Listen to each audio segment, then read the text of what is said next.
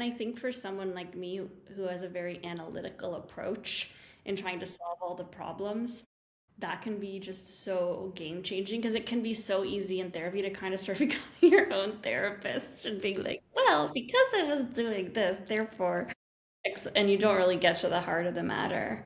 Yeah, I realized at one point in my dating in my 30s that I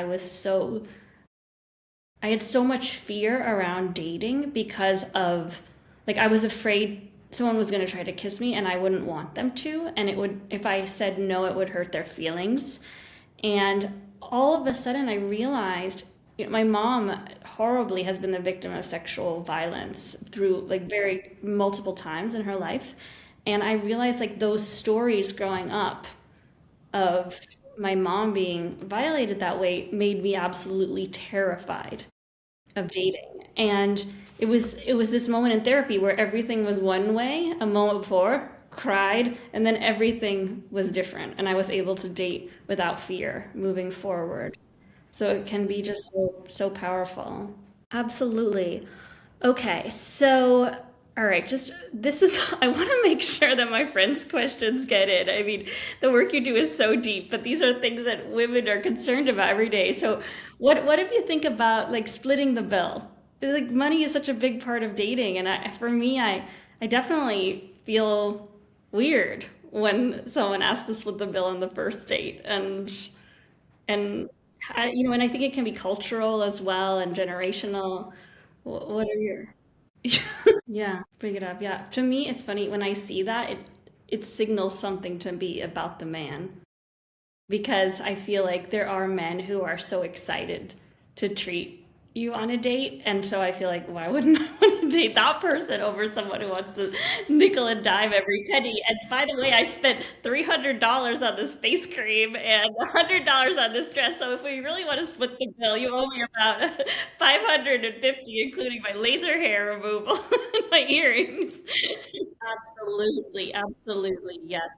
You have such a good point. And I've heard horror stories too. Okay, so that's a great one. So, okay, so bring it up, talk about it openly.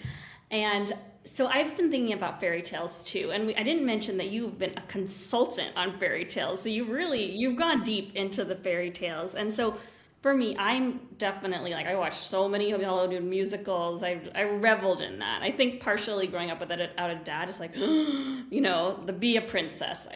That's my, what is the story that men grow up on? Like, what is their expectation of romance relative to women? What's their fairy tale? They've been absolutely. I mean, if one thing I learned in Austin is that you date 90 men, like that's what's out there. That's the pool.